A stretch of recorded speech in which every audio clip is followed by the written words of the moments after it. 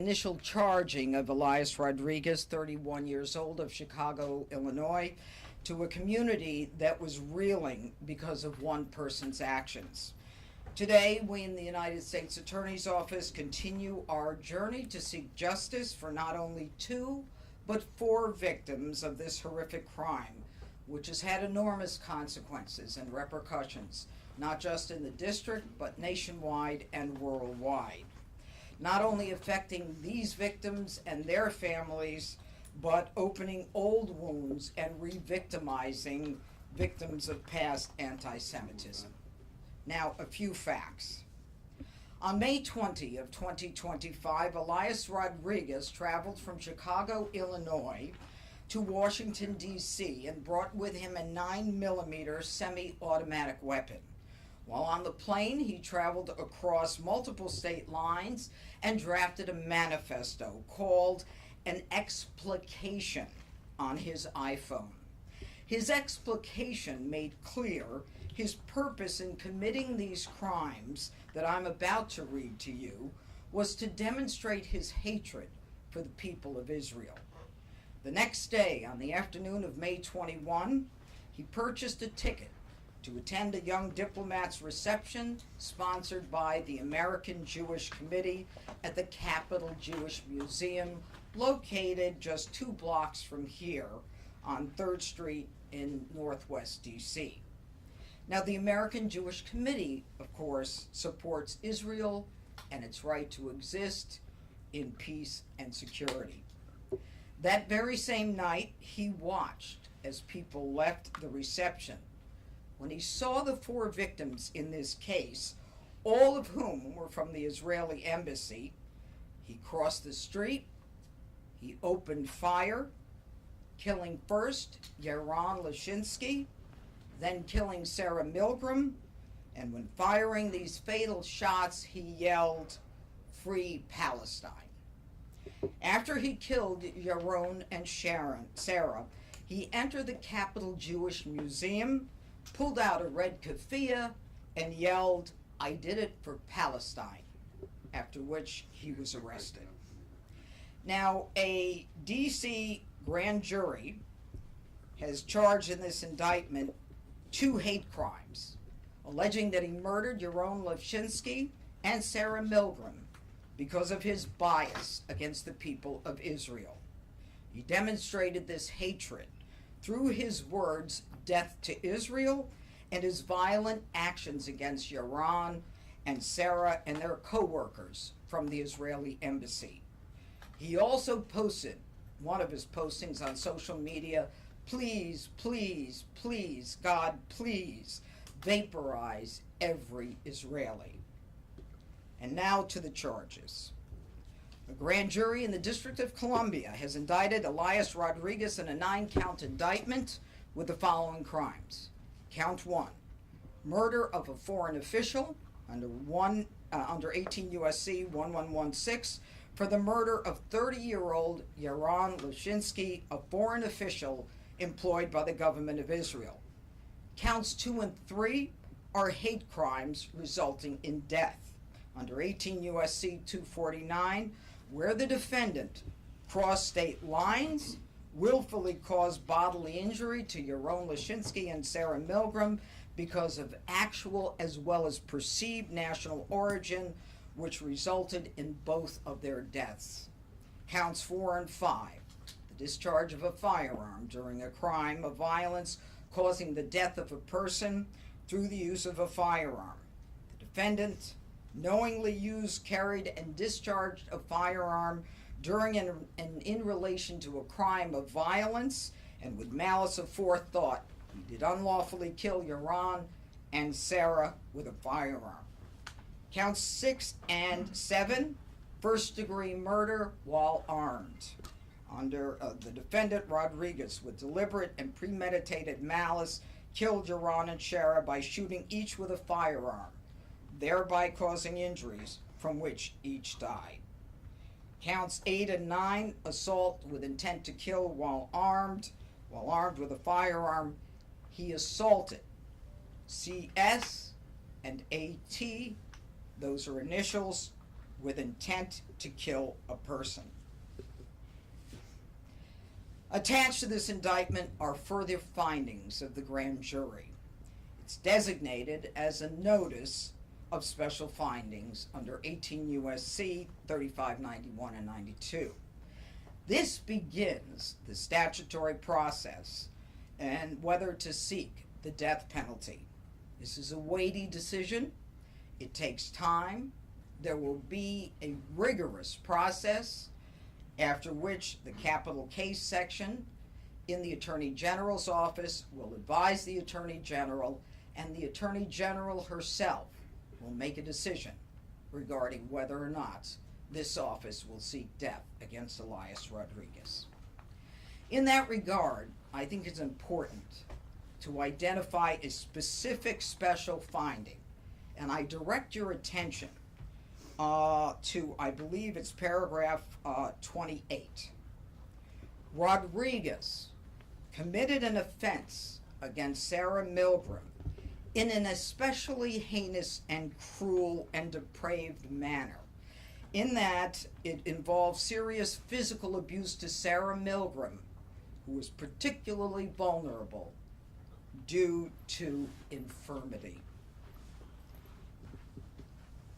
Now, let me close by saying that prior to speaking to you today, I spoke with the parents of Yaron Lashinsky as well as Sarah Milgram. The parents of Yaron are in Israel. Sarah's parents are in the United States. These are people who are broken because of one man's actions. These are people who should have been in-laws, but because of one man's action, they will never be able to celebrate a marriage that was intended or the grandchildren that would have resulted. The families want to thank the prosecutors in my office. They want to thank the FBI, the MPD, and all of the people in the Attorney General's office who have worked on this case, and they wanted me to send that message. And now I want to make something perfectly clear. Violence against anyone in this district will not be tolerated, especially violence which has hate at its core and is the genesis of violence. The president put me here to do a job, to clean up the district, to make sure that crime doesn't overshadow this phenomenal city, our nation's capital. And I have throughout my career fought anti-Semitism for 32 years as a prosecutor and a judge. I do so. I fight hate crimes with a vengeance. So don't even think about targeting people in this district because of who they are or because of where they're from. I promise you, justice will be swift and it will be certain. And I will work furiously and diligently with my phenomenal staff to make sure that we prosecute every one of these cases. This is the nation's capital. This is where we celebrate unity. Hate has no place, but justice will rule. And now I want to call upon Harmeet Dillon to my right. She is the Assistant Attorney General for Civil Rights. You may know her, and I want to thank her and her division for helping us on this. Harmeet? Thank you, Judge Jeanine, for your remarks and for your diligent work of your office on this matter. It is my weighty responsibility under federal law to certify any hate crime charges at the federal level in the United States, and we did that in this case with alacrity. The Civil Rights Division remains unwavering in the same commitment that you just heard from Judge Jeanine. Namely, there will be a zero tolerance policy in this district and in these United States for any hate-motivated violence, including in this case on the basis of actual and or perceived national origin. The community in question has been reeling from a stream of violence that has been occurring in these United States for almost 2 years now. To those who seek to inflict further pain and suffering on Israeli communities, we will use every legal tool at our disposal to hold them accountable for these actions and deter future actions.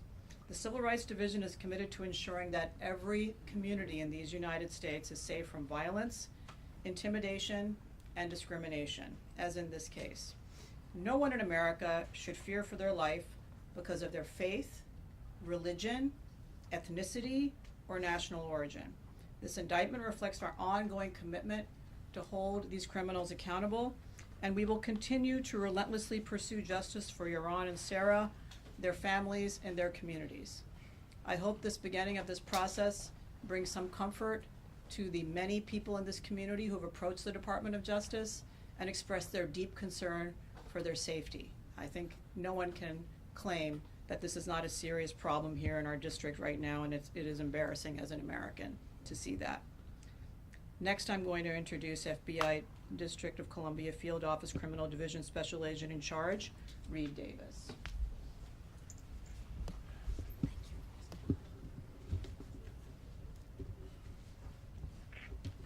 Thank you, Judge Pirro. Thank you, AG Dillon. Good morning. My name is Reed Davis. I'm the Special Agent in Charge for the Washington Field Office Criminal Division. Today's announcement is a major step forward in our partners in the FBI's efforts to seek justice for the victims and the families of the horrific act at the Capitol Jewish Museum on May 21st. Since that tragic night, our FBI and DOJ victim specialists have forged relationships with the surviving victims and the families of the young couple who were ruthlessly murdered. They have maintained close contact and kept them apprised of significant investigative milestones in the case, and these victim specialists will remain in contact with the families until justice is served. FBI investigation to date indicates that the subject acted alone with the intent to commit a violent act in the District of Columbia. Based on his writings and communications, we believe he was a lone wolf actor, motivated by anti-Zionist and pro-Palestine ideology, with the goal of conducting a mass shooting to call attention to his political agenda. We wouldn't be at this stage without the significant support of our partners on the Washington Field Office Joint Terrorism Task Force, including the Metropolitan Police Department, the Diplomatic Security Service, the U.S. Capitol Police, and many others who have left no stone unturned in this investigation. The FBI field offices across the country also provided vital support, especially our Chicago field office, which conducted numerous interviews. In addition, we are extremely grateful to the members of the D.C. community who shared video footage of the subject's movements. We continue to seek information from the public relevant to this case and others as we see the spread of ideology-motivated violence and mass casualty events across the nation. Taking violent action in support of one's political or personal beliefs is abhorrent, it's unacceptable, and the FBI will rigorously investigate and aggressively pursue those who choose to do so. Our work is not done. This indictment is the next step towards justice, and we'll continue to support the prosecution of the subject through our investigation. And now more than ever, we need the public to be vigilant and report to law enforcement any concerns they may have of an individual who may be considering violent actions. Thank you, and now I'd like to turn it over to MPD Assistant Chief Ramey Kyle.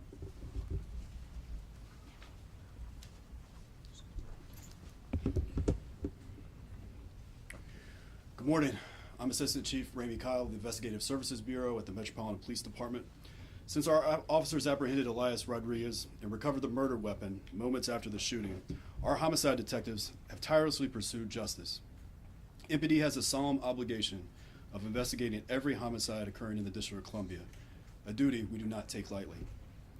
Our detectives work closely with our partners at the FBI Washington Field Office.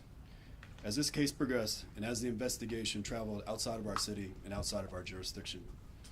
The charges unveiled here this morning underscore our collective commitment to ensuring Rodriguez faces the maximum punishment possible. Calling this a shooting alone doesn't begin to describe the vicious and hateful attack. Rodriguez traveled halfway across the country, came to our city with the intent to murder people simply because of who they are, what they believed, and where they came from. Hate has no place in our community.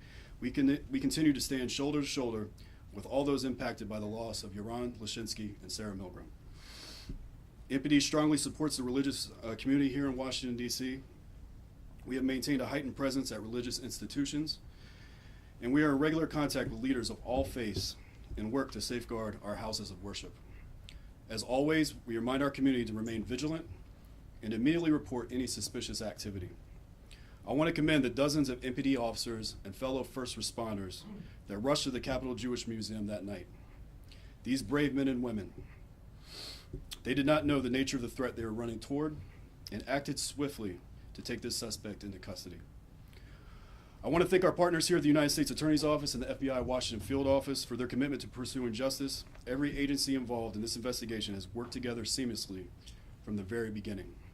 And lastly, I want to express our gratitude to our local community for providing tips and video that helped our detectives with this case. I also want to thank our community for supporting our Jewish community in the face of this awful tragedy. Thank you, and I'll now turn it back to Judge Pirro. Thank you. Okay. Any questions? Ms. Pirro, can you clarify as far as the death penalty is concerned? I'm unclear. Are you recommending to the Attorney General that the DOJ go ahead with this death penalty designation? Or is this something that you're saying flat out that you're seeking the death penalty? Okay. Thank you for the question. And what the special findings attached to the indictment, and if you get a copy of the indictment, you'll find it, is an indication that there is a process that we are considering right now. And the Department of Justice has a very rigorous internal process for determining and reviewing cases to determine whether the death penalty is appropriate. The capital case section is responsible for conducting the review.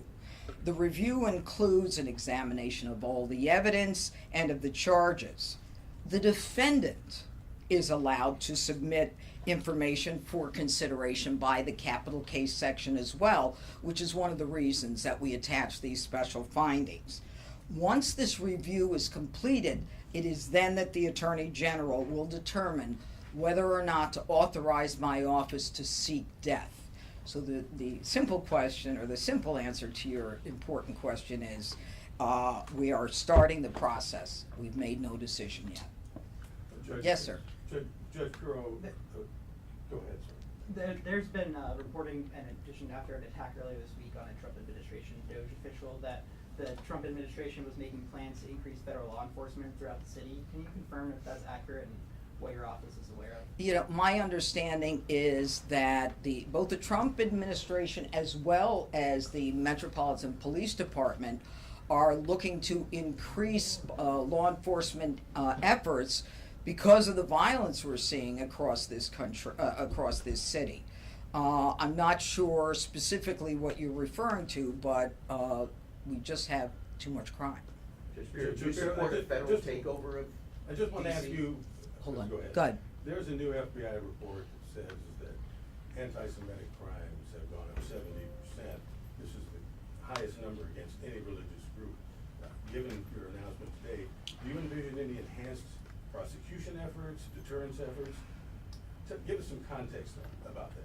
Look, I think your question is an important one, and it makes it clear that we have a problem with anti-Semitism in this country, and the statistics bear that out.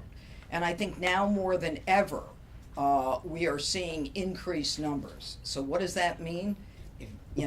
What it means, if you can get from, my tone, we're going to be very aggressive. You heard from the FBI, the MPD. We're going to look for these cases. We're going to prosecute these cases to the full force of the law.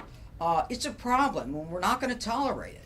Anti-Semitism has historically been one of the biggest scabs in the world that keeps getting picked on and picked at. So, from my perspective, I will go forward with every case with vengeance. Judge Pirro, do you support a federal takeover of Washington, D.C., as the Well, president has suggested? Yeah, that is a decision for the president.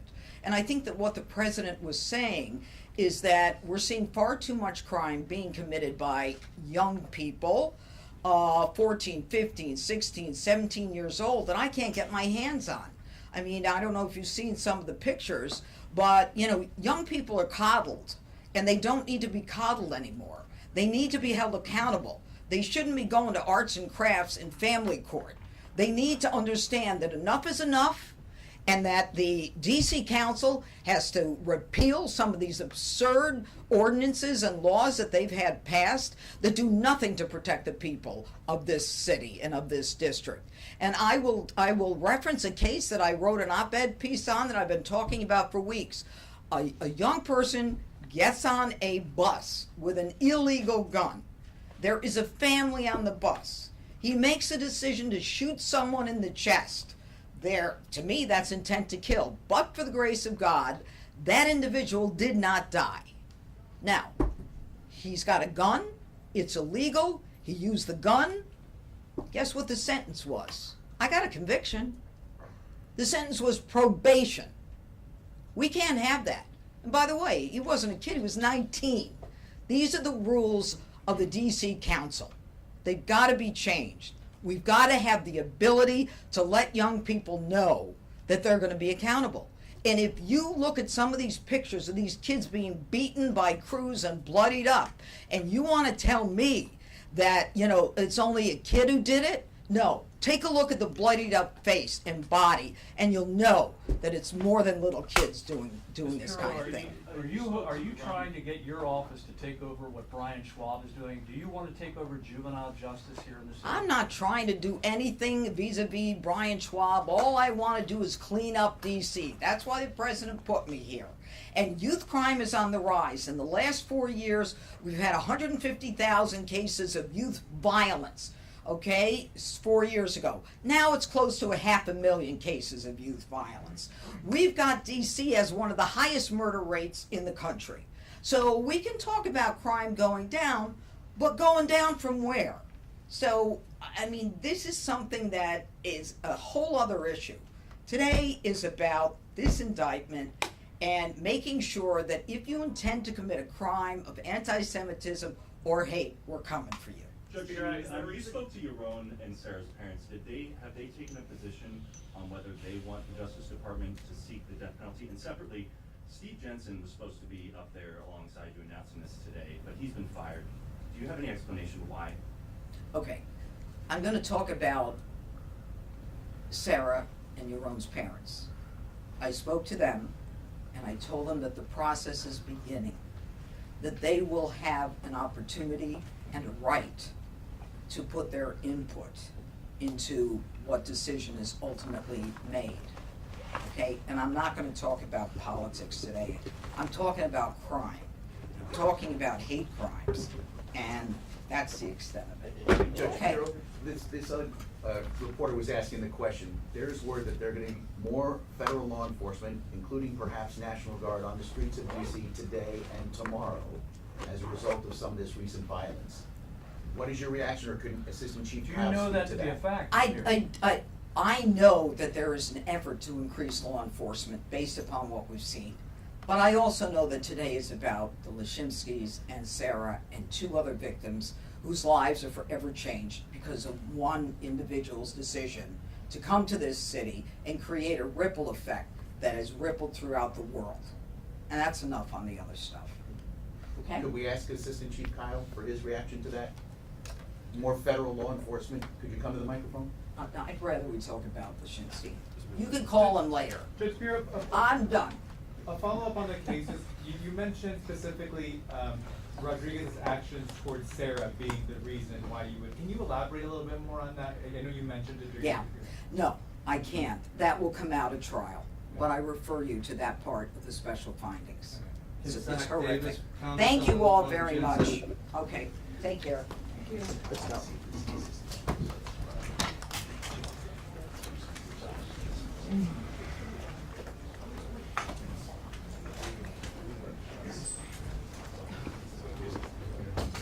Can you move us, please?